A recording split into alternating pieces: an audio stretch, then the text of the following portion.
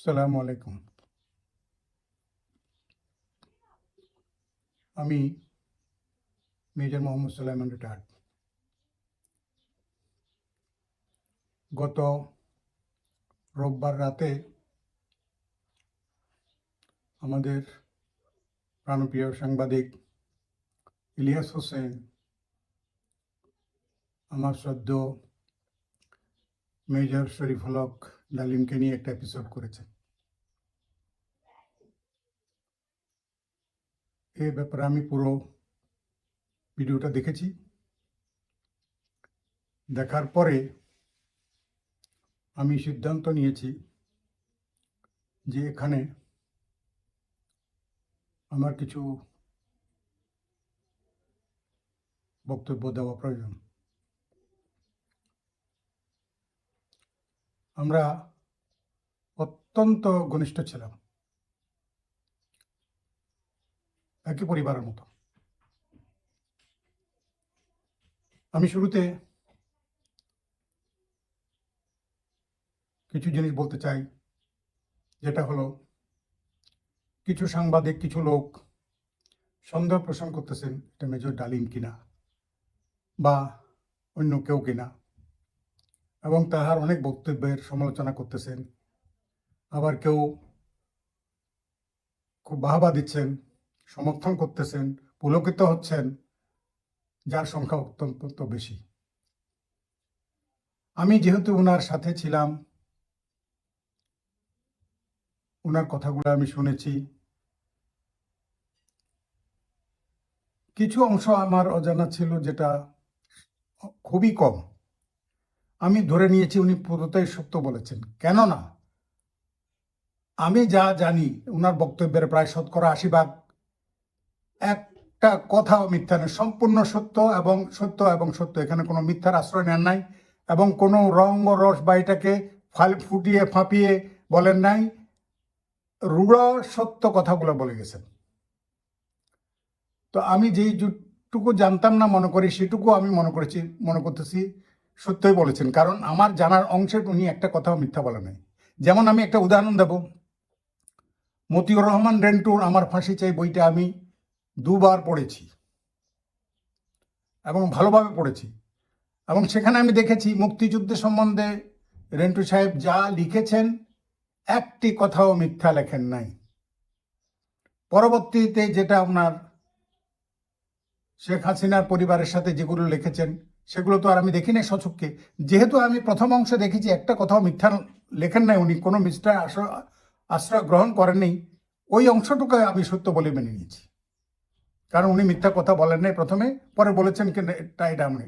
অনুরূপভাবে মেজর ডালিম স্যারে যেটা বলেছেন আমি যতটুকু জানি সবই সত্য বলেছেন।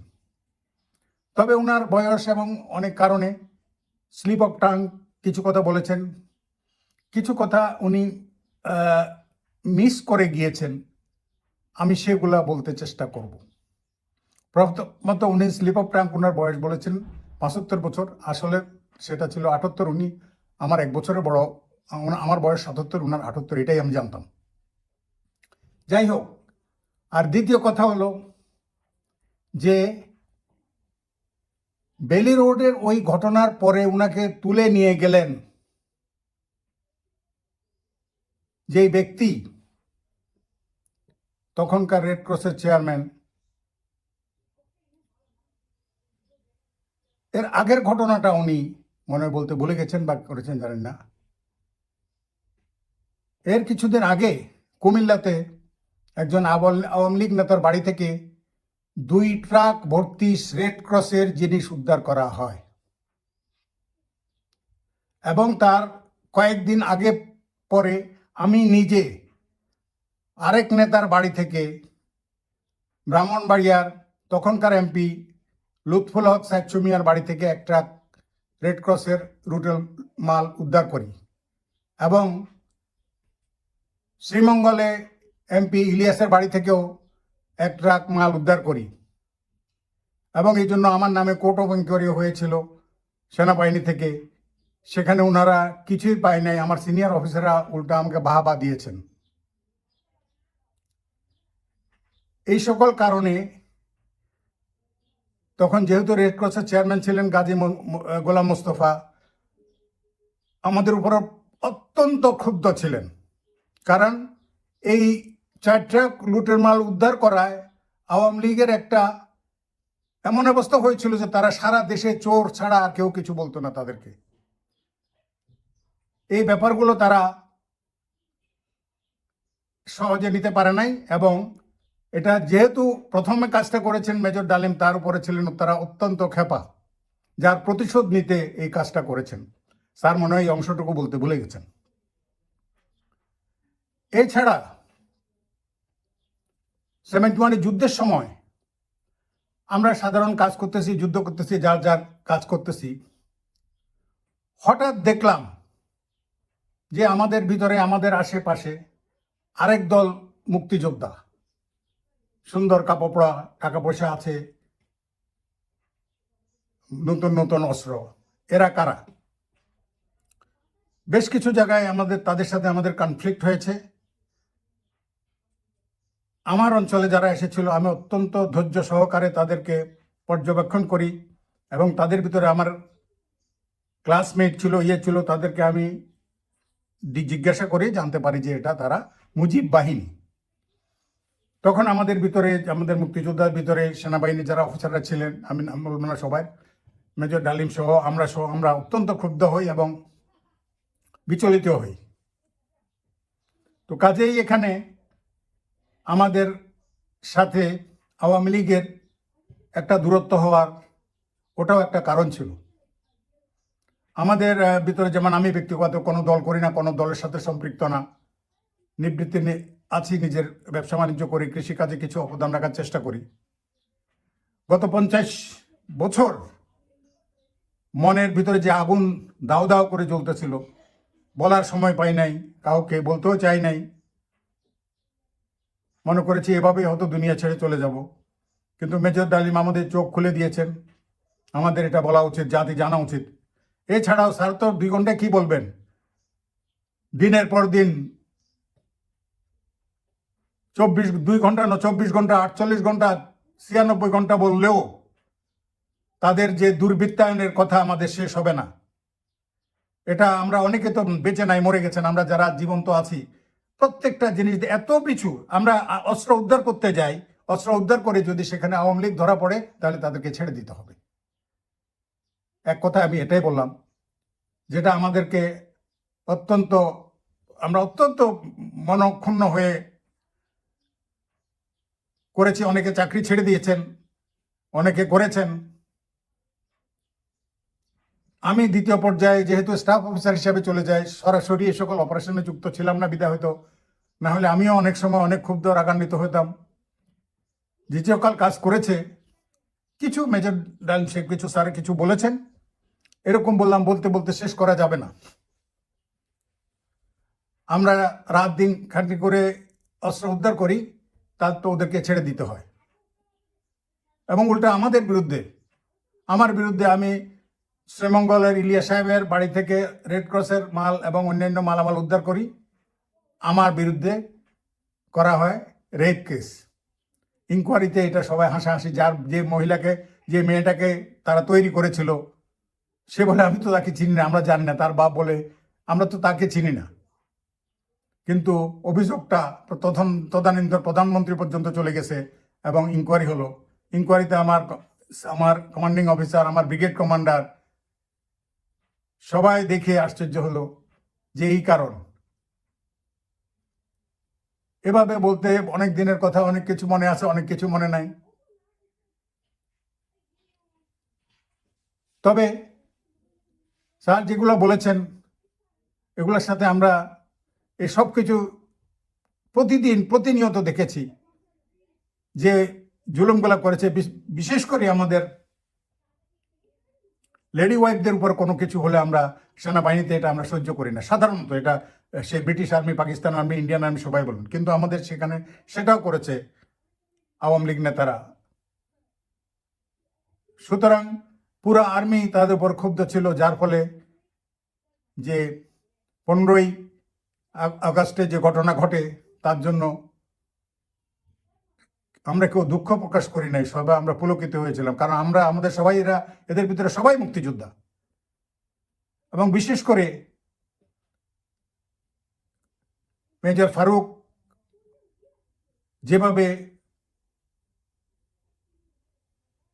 নিষ্পেষিত হয়েছেন বিভিন্ন সময় বিভিন্ন কাজে। তারপরে আমাদের আরেকটা ঘটনা যে পুরো আর্মিকে নাড়া দিয়েছিল। আমরা এত কষ্ট করে এত যুদ্ধ করে দেশ স্বাধীন করেছি, স্বাধীন দেশের একজন বিবাহিত বধূকে গাড়ি থেকে তুলে নিয়ে রেপ করে হত্যা করেছে।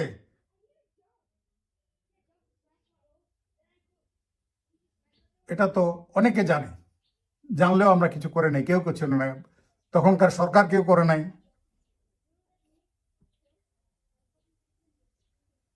আমরা শুধু দেখেছি, চুপ করেছিলাম, মনে মনে কষ্ট পেয়েছি। আমরা নিজেদের ভিতরে আলাপ করেছি, কেন এমন হলো? যে ব্যক্তি নববধূকে রেপ করে হত্যা করেছে তিনি আবার আওয়ামী লীগের মন্ত্রী হয়েছেন। এগুলো তো আমাদের সবাই জাতির অনেকে জানে, যারা বয়োজ্যেষ্ঠ তারা অনেকে জানেন। নতুন প্রজন্মকে আমরা জানাতে চাই, এটা কোনো দল না, এটা একটা সন্ত্রাসী গ্রুপ। আমি যেহেতু রাজনীতি করি না, আমি এইসবের থেকে দূরে ছিলাম, মনে মনে কষ্ট পেয়েছি আর আল্লাহর কাছে দোয়া করছি, আল্লাহ এই জাতিকে এদের হাত থেকে রক্ষা করো। আল্লাহ হতো যে আমার মতো গুনাহগার না, কারো কথা শুনেছেন যার ফলে এই পরিণতি হয়েছে। এটা হলো দিকটা, হলো সন্ত্রাসীর দিকটা। আর দুর্নীতি তো কে কতটুকু কি করেছে সেটাও সবাই জানেন আপনারা। আর যেটা মেজর ডালিম বলেছেন, এটা 3 লক্ষকে 30 লক্ষ বানানো হয়েছে। ওই অনুষ্ঠানটা আমি বিবিসিতে লাইভ শুনতেছিলাম।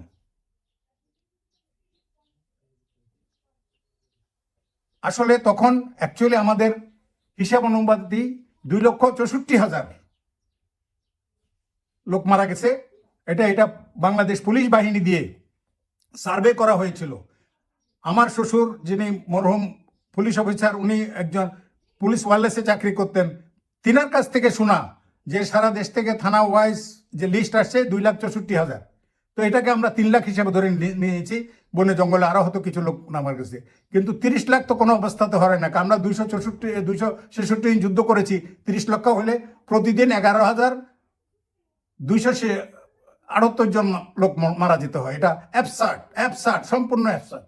কিন্তু এটা বললেও কেউ বললে আমি কখনো স্বীকার করি না। আমি আওয়ামী লীগ নেতাদের সাথে সবাই সাথে যাকে যখন প্রসঙ্গ আসছে আমি বলেছি এটা 2-3 লক্ষ বা তার চেয়ে একটু কম। কিন্তু এই জাতিকে সারা পৃথিবীতে বিভ্রান্ত করেছে।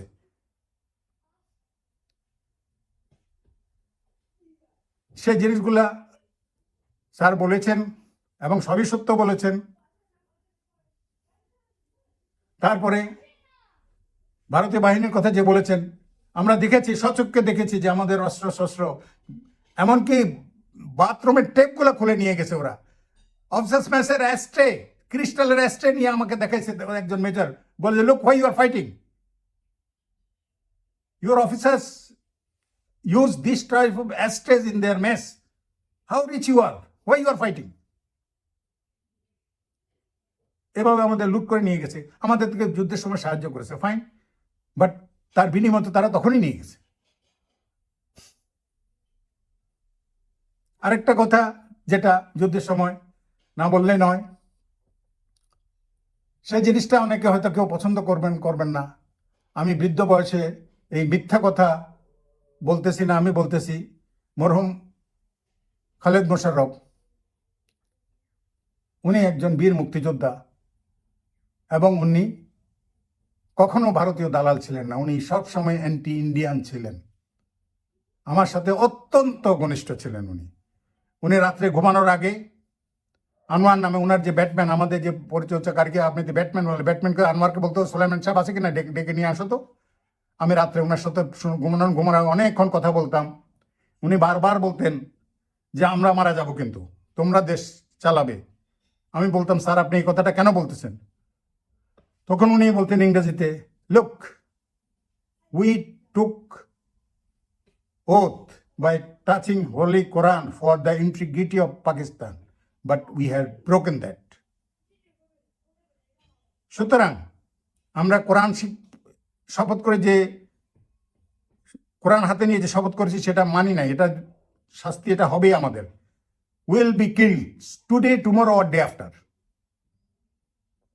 But remember one thing, always you must remember, Bharat আমাদেরকে যে সাহায্য করতেছে, not in a good sense, it is in a bad sense. They will try to occupy our country and they will try to hinder in our political affairs and in our foreign policies and everything. আমি তোমাকে আজকে এই কথাটা আমাকে একবার নয়, মনে হয় কয়েক শতবার বলছেন উনি আমাকে প্রতিদিন রাতে। আমি মেলা করে গেলে, আমাদের সেক্টর হেডকোয়ার্টার গেলে, আমি যে তাঁবুতে থাকতাম সেই তাঁবুটা ছিল ওনার তাঁবু থেকে একটু দূরে। সেখান থেকে আমাকে ডেকে নিয়ে যেত আর আমি কথা বলতাম না, আমি শুনতাম ওনার কথাগুলো। এবং এরকম দেশপ্রেমিক আমি খুব কমই দেখেছি। দেশপ্রেমিককে দেখেছি জিয়াউর রহমানকে, ওনার সাথেও আমার একান্ত কিছু সময় কেটেছিল। প্রত্যেকটা ব্লাড সেল, প্রত্যেকটা রক্ত বিন্দু ওনাদের প্যাট্রিয়টিজম, দেশপ্রেম। দেশপ্রেম ছাড়া আপনারা আর অন্য কিছু বুঝতেন না, অন্য কোনো কিছু বুঝতেন না। দেশের জন্য সব কিছু করতে চাইতেন। কিন্তু পরবর্তীতে যেটা দুর্ঘটনা ঘটেছে, ওনার পরিবারের সবাই আওয়ামী লীগ করে, আমি জানি, তো সব রাশেদ মোশাররফ সাহেব মন্ত্রী ছিলেন, সবই জানি।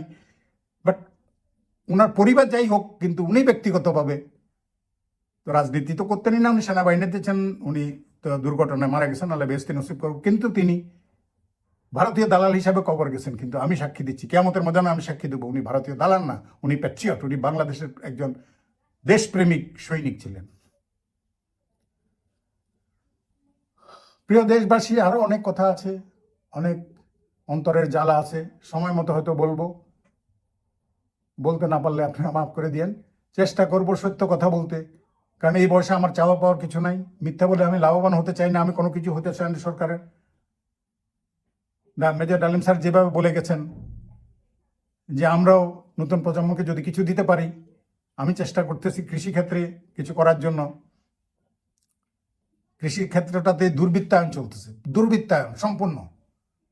আমাদের কৃষকের পেছনে না দাঁড়ালে, আমাদের কস্ট অফ প্রোডাকশন, আমাদের এগ্রিকালচার ইনপুটসের দাম না কমালে আমরা কখনো দ্রব্যমূল্যের দাম কমাতে পারবো না। এবং এর চাবিকাঠি আমার আছে, আমি বিভিন্ন জায়গায় বলি, সবসময় সব জায়গায় বলি, যখন যখন সুবিধা বলি কিভাবে কমাতে হবে। আপনারা বিশ্বাস করবেন না, সার ডিলার, বীজ ডিলার 40 to 50% প্রফিট করে। আর তারা যদি 10-15% প্রফিট করে, তাহলে এই টাকাটা চলে যাবে কৃষকের কাছে এবং আমাদের কস্ট অফ প্রোডাকশন অনেক কমে যাবে। যাই হোক, আমি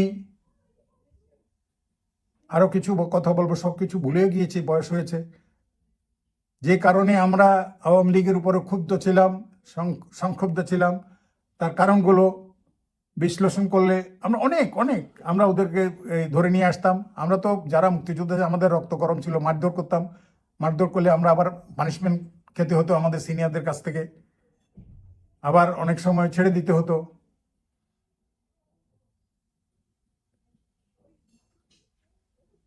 আমার এক জুনিয়র অফিসার, আরেকটা ঘটনা ঘটেছে, মানে একজনকে ছেড়ে দিতে বললাম, আমি বললাম যে আমি সিওকে বললাম আমি বলতে পারবো না। তখন সিও ডাইরেক্ট ওনাকে বললেন, বলার পরে ওরে ঘুষি মেরে আদামরা করে তারপরে ছেড়ে দিল। আবার আমার কাছে কমপ্লেন আসলো, বলে কি করবো স্যার, এত কষ্ট করে ক্রিমিনাল ধরলাম আর আপনারা বললেন ছেড়ে দিতে হবে। অথচ এই সকল বিচার তো হবে একদিন, লাস্ট ডে অফ জাজমেন্ট আমাদের উই হ্যাভ টু ফেস। কারণ আল্লাহ পাক পবিত্র কোরআনে বলেছেন, বিসমিল্লাহির রহমানির রহিম, ওয়া ইন্না আলাইকুম লাহাফিজিন কিরামান কাতিবিনা ইয়ালামুনা মা তাফআলুন। অর্থাৎ আমি তোমাদের কাঁধে তত্ত্বাবধায়ক নির্ধারণ করে দিয়েছি, তারা সম্মানিত লেখক, তোমরা যা করো তারা সব জানে। কাজেই আমরা যা সারা জীবন যা করতেছে সে সব কিছু তো ফেরেশতারা লিপিবদ্ধ করেছেন। আমাদের এই লেখাটা আমাদেরকে শেষ বিচারের দিন ফেস করতে হবে, সাক্ষী আমাদেরকে গ্রহণ করতে হবে, তারপরে আমাদের বিচার হবে। কাজেই মন খারাপ করার কিছু নেই। দুনিয়ার ছোট্ট জীবন, আমরা চলে যাব, যাওয়ার পর তো আমাদের বিচার হবে। মিথ্যা বলে পার পাওয়া যাবে না।